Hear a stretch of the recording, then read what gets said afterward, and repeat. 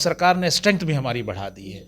तो हम तो इस नव वर्ष पे शुक्रिया अदा करेंगे माननीय मंत्री का और माननीय मुख्यमंत्री का कि आयुष के ताल्लुक से, यूनानी के ताल्लुक से बड़ी सौगात पिछले 2 सालों में राज्य में जो आयुष के एक्सपायरेंट थे, डॉक्टर्स थे, उनको मिला है। एचओडी हैं राजकीय तिब्बी कॉलेज पटना में, डॉक्टर तनवीर आलम साहब। तनवीर सर, नव वर्ष पर बिहार के लोगों को क्या कहेंगे? नव वर्ष पे पूरे बिहार वासी को हार्दिक शुभकामनाएं। मैं कॉन्ग्रेचुलेट करता हूं उनको कि ये साल भी उनका बहुत महत्वपूर्ण होगा और आयुष से जुड़ी जितनी सुविधाएं हैं इस साल भी हम लोग वो और अच्छे तरीके से जन जन तक पहुंचाने की कोशिश करेंगे। चूँकि नए वर्ष पे आप देखें कि जितनी स्ट्रेंथ थी आयुष में, सरकार ने उसको कई गुना बढ़ा दिया है। इससे पहले भी बहाली आई थी जिसमें 2900 को बहाल किया गया था, जिसमें 500 प्लस यूनानी के लोग थे और अभी खुद 200 प्लस यूनानी के बच्चे जो है, यूनानी के जो डॉक्टर्स हैं वो फील्ड में बहाल हुए हैं। पूरे बिहार के हर खित्ते में, मतलब लगभग हर डिस्ट्रिक्ट में, डिस्ट्रिक्ट हॉस्पिटल से लेके एपीएससी तक, जहाँ भी उसके आरोग्य मंदिर जिसको हम लोग हेल्थ एंड वेलनेस सेंटर करते हैं, हर जगह यूनानी के लोग, आयुष के लोग, डॉक्टर सब हैं। हम कामना करते हैं कि जो सेवाएं आयुष की तरफ से उनको यूनानी की तरफ से खास के दी जाती है वो और अच्छे तरीके से उन तक पहुँचे और वो सेहत रहें, सब लोग हेल्दी रहें। नए वर्ष पे उनकी शुभकामनाएं इन चीज़ों का। नव वर्ष में हम पहुंचे हैं आपके पास, पहला इंटरव्यू तनवीर सर आपका कर रहे हैं। कम्युनिटी मेडिसिन के आप एसोसिएट प्रोफेसर हैं, एचओडी भी हैं अपने विभाग के। जी। मंगल पांडे का दावा है कि बिहार में मंगल काल चल रहा है। सच में स्वास्थ्य क्षेत्र में मंगल काल चल रहा है क्या? देखिए, आयुष के संबंध में तो उनका दावा बिल्कुल सही है। चूँकि मैं आयुष से जुड़ा हूँ तो मैं अपनी ही बात करूँगा। बाकी आप सब लोग जानते हैं, क्षेत्र में जा रहे हैं। पोस्ट कोविड के बाद जो मामला आया, बिहार के जितने स्वास्थ्य संस्थान हैं सरकार के, उनमें जो बदलाव आया आप देख सकते हैं। हम लोग तो मेडिकल कॉलेजेस में बैठे हैं, लेकिन पीएससी एपीएससी अपने घरों को सब जाते हैं, वहाँ देखें तो उनकी सुविधाएं बहुत अच्छी हुई। बिहार राज्य में आप देखें कि अभी अभी आया कि डिजिटल पेशेंट देखने में हम लोग सबसे, पूरे भारत में सबसे टॉप में हैं। आप किसी एपीएससी पीएससी डिस्ट्रिक्ट हॉस्पिटल में जाके इसको ऑब्जर्व कर सकते हैं कि किस तरह से पेशेंट देखे जा रहे हैं। आयुष के ताल्लुक से जो आयुष का मामला, इस मामले में माननीय मंत्री जी का दावा बिल्कुल सही है। पिछले 2 वर्षों में आयुष की जो स्ट्रेंथ है डॉक्टरों की, हम लोग बहुत दिनों से ये मांग करते रहे हैं। बढ़ चढ़ के सरकार ने इसमें, खास के मंगल पांडे सर के दौर में ही ये सारी चीज़ें एग्जीक्यूट हुई कि जो डॉक्टर्स की सुविधाएं बहुत तेज़ी से बढ़ गई है। और यूनानी से जुड़े लोगों के लिए तो ये बहुत ज़्यादा बड़ी बात इसलिए है कि पहली बार भारतवर्ष में ऐसा हुआ है कि एक साथ परमानेंट 500 से ज़्यादा गजेटेड ऑफिसर यूनानी के डॉक्टर्स बहाल हुए हैं पूरे फील्ड में। और ख़ास के हमारे समुदाय को लेके, मुस्लिम समुदाय को लेके बड़ी बात है कि इस सरकार में, वही सरकार जो अब कंटिन्यू कर रही है, इसमें 500 प्लस आप देख रहे हैं कि यूनानी में, आयुर्वेदा में भी 100 के आसपास और 100 के आसपास होम्योपैथी में। तो इस कम्युनिटी के लिए बड़ी सौगात है कि आपके कम्युनिटी में 600 700 800 के आसपास आप देख रहे हैं कि गजेटेड ऑफिसर बहाल हो रहे हैं। ये तो कम्युनिटी का फ़ायदा, और साथ में जो आम जन का फ़ायदा है, ये आयुष के जो लोग 2900 पहले और अभी 1900 के आसपास, पूरे आप देखें कि मेडिकल कॉलेज और डिस्ट्रिक्ट हॉस्पिटल से लेके पीएससी सीएससी एपीएससी आरोग्य मंदिर, हर जगह आयुष के डॉक्टर्स भर गए। और अब लोगों तक पहले यही थी कि आयुष के लोग कम थे तो सेवाएं कम दे पा रहे थे।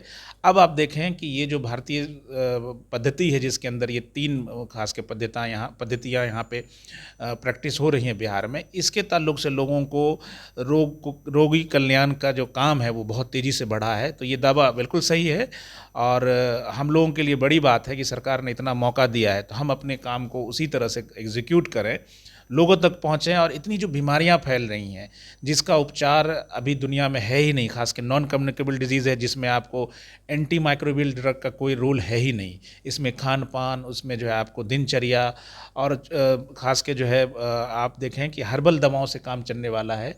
तो ये मौका, एक तो डिजीज़ भी बढ़ रही है इस तरह की जो हमसे ठीक होने वाली हैं, और एक और बड़ा काम आप देखें कि पूरे भारत का सबसे पहला गवर्नमेंट कॉलेज है, गवर्नमेंट तिब्बी कॉलेज, जो कदम कुआं में अभी है। इसका जो नया कैंपस अगम कुआं में है जिस पे काम चल रहा है, 265 करोड़ का काम है, वो 10 एकड़ में बन रहा है। और हॉस्टल्स भी है बच्चों के लिए, दूसरी सारी सुविधाएं, 200 बेड का हॉस्पिटल है वो। तो ऑलमोस्ट भारत के किसी भी स्टेट कॉलेज में सबसे बड़ा कॉलेज बन रहा है। सरकार ने कहा था कि अगर ये सबसे पुराना है गवर्नमेंट कॉलेज तो हम इसको सबसे बड़ा बनाएंगे। तो इस ताल्लुक से बहुत अच्छी सौगात है हम लोग के लिए। बिल्कुल बिल्कुल। सपना है नीतीश कुमार उस पर बड़ा फोकस रखते हैं, तो बड़ा सपना बिल्कुल पूरा कर दिया सरकार, देखिए ये ऐसा नहीं है कि सौगात दे दी और इलेक्शन का समय आया और कर दिया गया है।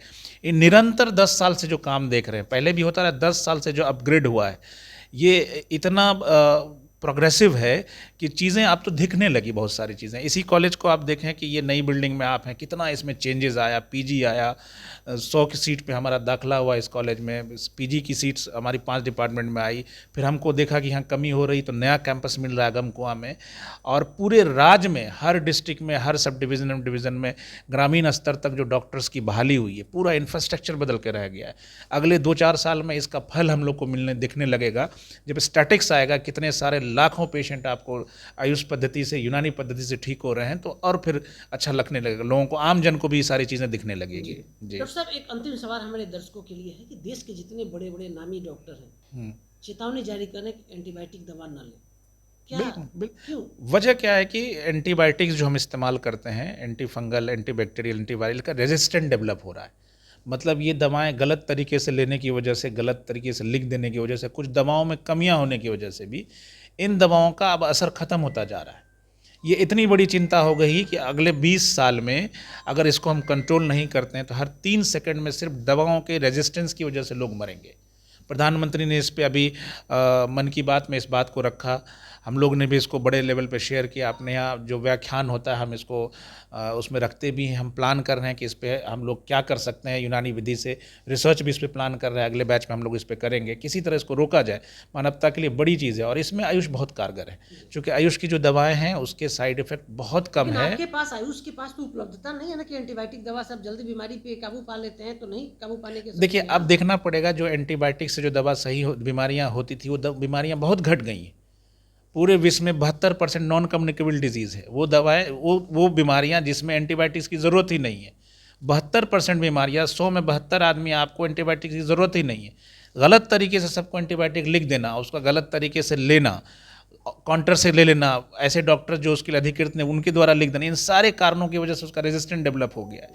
तो अब जो अगला जो ये दशक आ रहा है, इसमें एंटीबायोटिक का यूज़ ही कम बन जाएगा। आपका डिपार्टमेंट इस पर सोच रहा है, रिसर्च हम लोग, चूँकि भागीदारी सबकी बनती है, हम लोग एक बहुत पुराना मेडिकल सिस्टम है यूनानी का, तो भारतीय सिस्टम है ये, तो उसके ताल्लुक से भी हम लोग भी कोशिश कर रहे हैं कि इस पे कई व्याख्यान हो चुके हैं कि हम लोग भी रिसर्च दें इनके कारणों को, और इसके लिए हम लोग क्या कर सकते हैं कि रेजिस्टेंस जो डेवलप हो रहा है बड़ी बड़ी बीमारियों में, तो हम अपना क्या उसमें एडजुवेंट या इस तरह की चीज़ें कर सकते हैं, उस पर हम लोग विचार कर रहे हैं। जल्दी हम इस पर रिसर्च भी शुरू करेंगे। धन्यवाद डॉक्टर साहब। तो आप सुन रहे थे, डॉक्टर तनवीर आलम है, एचओडी हैं राजकीय तिब्बी कॉलेज पटना में। बड़ी बात एंटीबायोटिक को लेकर कह दिए। प्रधानमंत्री के मन की बात, जो एंटीबायोटिक पर प्रधानमंत्री ने चिंता व्यक्त की, उसकी भी अपनी इंटरव्यू में चर्चा किया है।